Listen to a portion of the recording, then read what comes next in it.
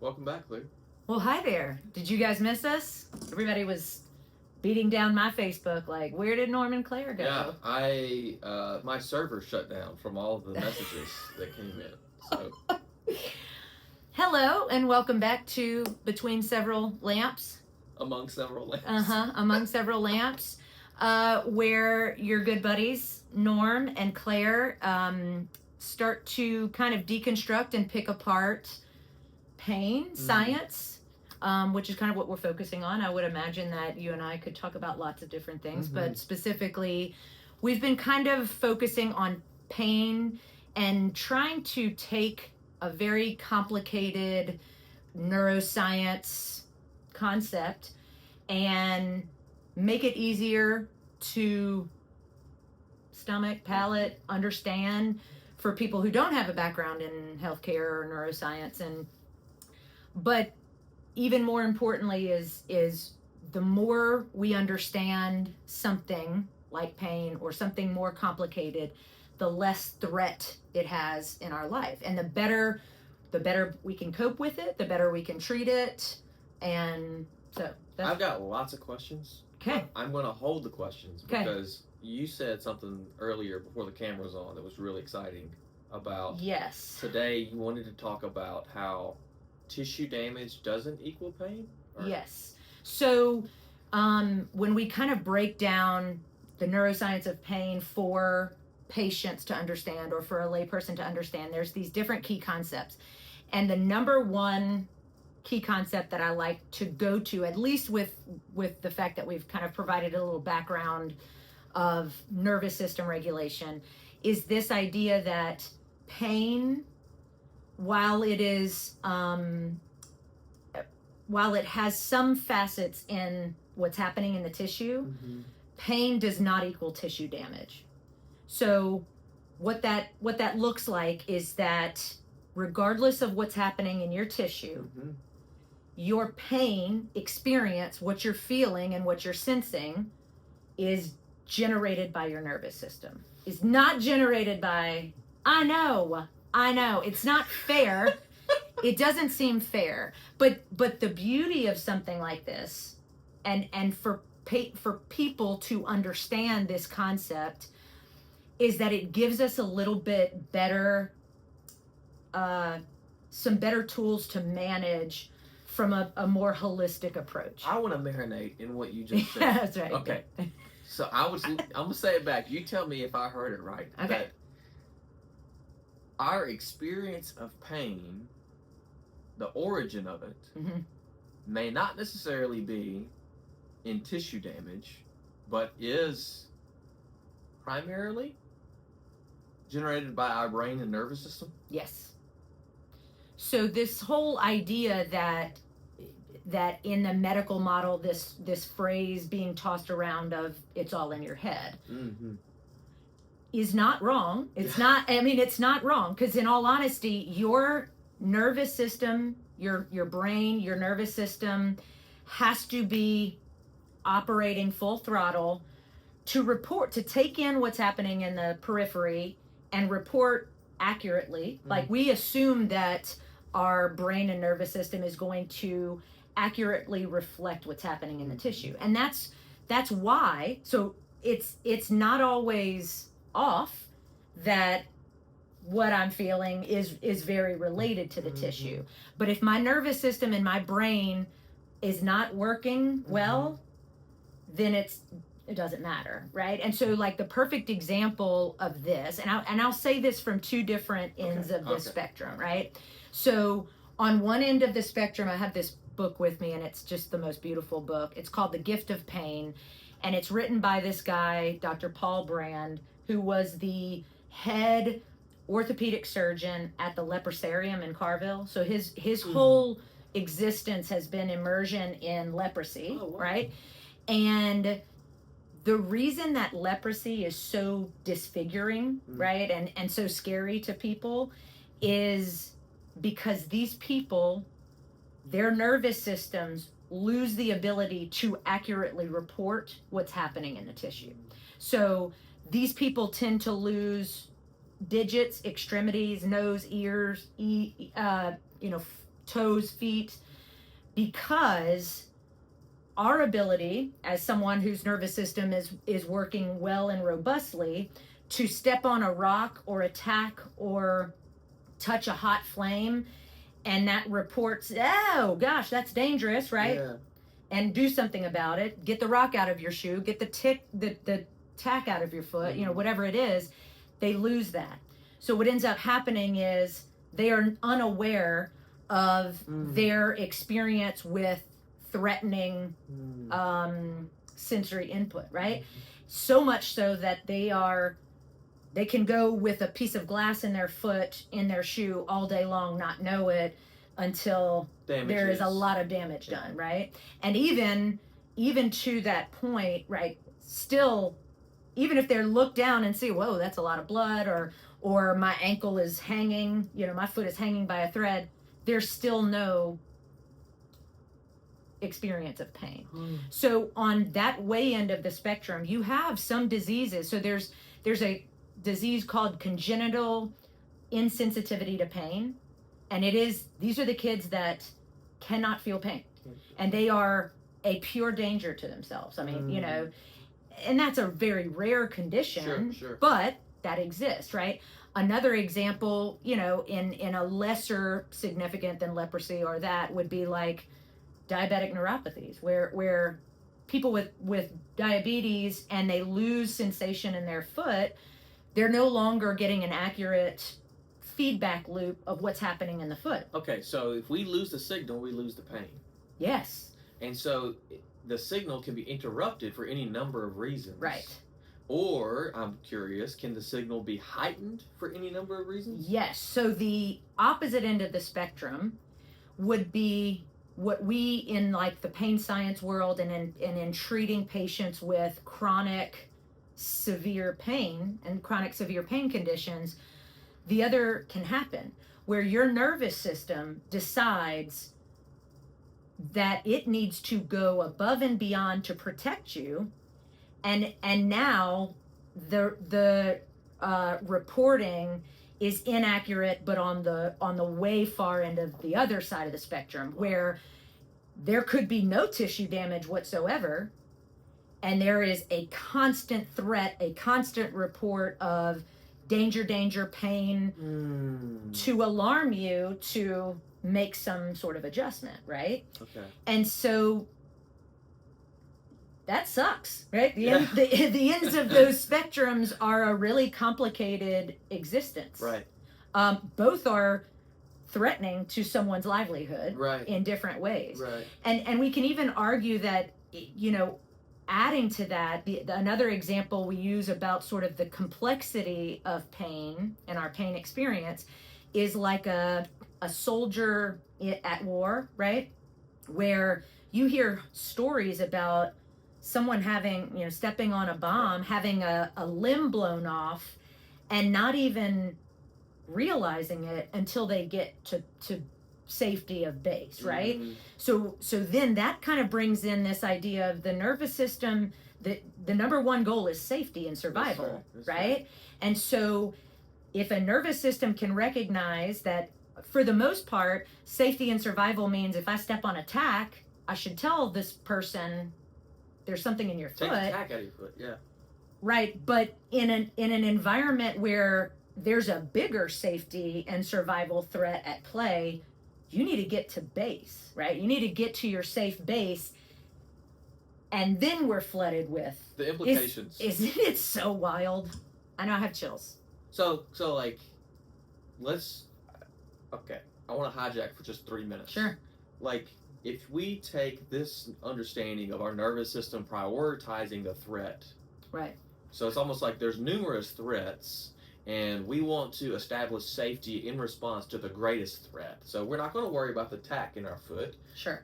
Because bullets are flying right now. Right. And so we're going to get somewhere safe, and then, I have a tack in my foot. Sure. Okay?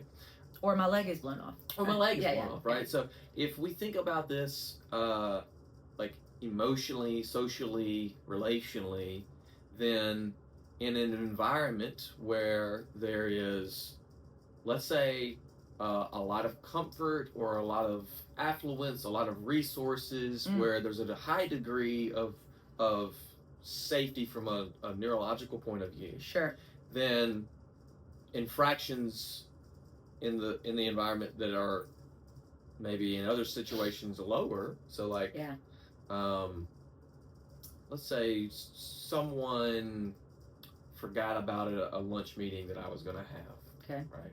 And now this hurts. Mm-hmm. It might not hurt if there were bigger things going on that were Sure. more threatening. Right. Am I tracking? Is this? Yeah, no, Okay. and you're exactly, I mean, you're piecing together even other concepts of pain about how pain is unique to each person based on how safe your nervous system is. So everything you're saying is like, if I've got a supportive family, if I'm, live in a home with AC and heat and I have food on my table, all of these, if I come from a race or an ethnic group that where pain is sort of, the concept of pain is very understood, and it's not threatening, and or a religion, all of these factors play into how I experience pain at any moment. So you got to consider the whole picture of what's going on. Yes. Well, we're not just talking about the physical stimulus of pain. Right. We're talking about the nervous system's aggregate view of Right. my existence right now in this moment. Sure. Am I safe? Am I not safe? And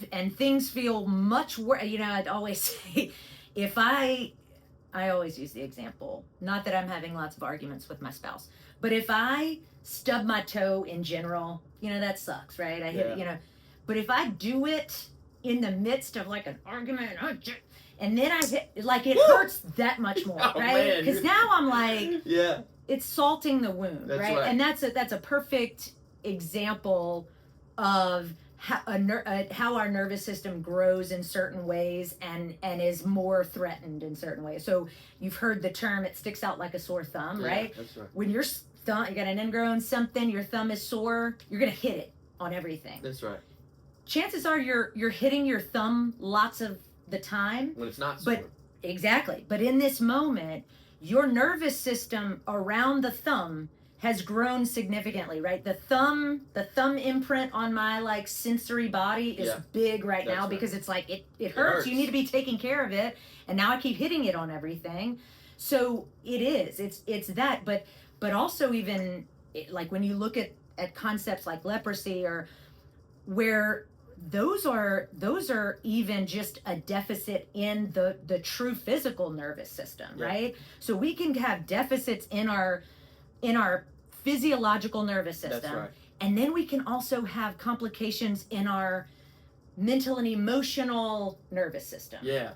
Right? That both of those things can impact how we experience pain. Your social and emotional and relational context is just as influential in your experience of pain as your physical context. Yes, absolutely. Okay. So, and that's another like whole key concept of like pain relies on context, which we'll be back next week with. Maybe. That's the next episode. Whether it's next week or not. It depends. So, I have one final question, and I won't say anything else, I promise. Okay. No, this is good. Let's take back pain. Yeah. Everybody's got back pain, right? Yeah. So, I think maybe Google said this, so we'll see the truth of this. That, like, it is not uncommon for people to walk around with disc issues without the experience of pain from those disc issues. Right. Why? That's a great question. And in like the PT specific world, this concept of like, don't image your back. Don't go straight to imaging your back, because we can look at a ton of people. We can look at 100 people, 20 of whom have back pain, and maybe 80 of those have disc issues. Discogenic presentation on imaging, right? The normal processes of how our body, I don't want to say breaks down, but how it responds to change over time is across the board a normal thing that happens in everyone. And so there are people walking around with severe degenerative changes in a knee. I mean, sometimes even so that you see it, it's almost disfiguring, right? And don't have any pain. Wow. Right? And then I have patients that come in and they're in raging knee pain, and their image is like, you know, I mean, I can see the radiologist like mild degenerative, you know, it's almost like I just want to give you something to hold on to, right? And so that's complicated, right? And it also plays into, you know, I get a lot of patients who want to tell me about their pain tolerance, right? You know what I mean? And it's like, I would imagine it's like when a patient tells you, I'm an empath, right? Like so I say this all the time, and it's like, I'm an empath, Norm, okay? And what that translates to is that my nervous system has a much more sensitive alarm to things that seem mentally, emotionally, spiritually upsetting to the greater population. So the same thing happens with physical pain, is that if there's a nervous system that is so the baseline is so low, where like it takes so much threat for that nervous system to be like, okay, fine. I mean, this is threatening. We're gonna have, you know, like, which would say I have a high pain tolerance, or I have a high pain threshold. And there are some pain scientists that are like, that doesn't exist. Well, I would disagree. I think it does. I think some people, when your nervous system is either really safe, really regulated, robustly, you know, attuned with all kinds of good, then something that's moderately threatening, it's not that big of a deal. But then there are other people who, my son is a great example. He's got a, you know, toes the line of a sensory processing disorder where tactile stimulus to him is so threatening. And I've had to like come to Jesus. I don't know, come to Jesus about it, because I'm like, that cannot hurt him. Are you serious with it? You know, or like, he plays sports and he's this ridiculous athlete, but he just gets hurt way more than other, you know, and I started to realize, I mean, that he's got a sensitized nervous system. He has a low pain threshold, and it is very obvious. I mean, it just, and so there are some, and this is a child who's got a very safe environment around him. He's got parents who are all in on nervous system regulation. It's not like we're missing the boat there. So there's also this component of, that's not just how he was born, right? His neurodivergence is represented in this bizarre, he's tactile averse, right? Where the same would be someone who's got auditory sensitivity, right? Someone who, I can't hear loud stuff. Anyway, I'm going off on a tangent. So to put the circle back around, for people with chronic pain, this is good news. It is. And I think this is why when I have this kind of conversation with clients that I see for the first time who've maybe gotten punted around the medical model without their needs being met, they feel hopeful. They feel better, even if I don't put my hands on them, which I do have magic hands, I've been told. Even if I don't, just having this conversation makes them feel more hopeful. That's right. Because in addition to me treating your tissue, which if you have inflammation, if you've got trigger points, if you've got muscle tension, I can do things and you'll feel better, right? But we also have this added component of, if I teach you tools and techniques to like help your nervous system, to help regulate and calm your nervous system and get you out of this very sensitized system, I'm also attacking it from another angle, right? Yeah. We're out of time. We are.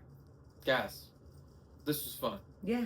Next time, we are talking about... Let's talk about pain being contextual. Pain, that was it, yeah. Pain relying on context. Okay. And if you have any recommendations about my hypersensitive son, you can also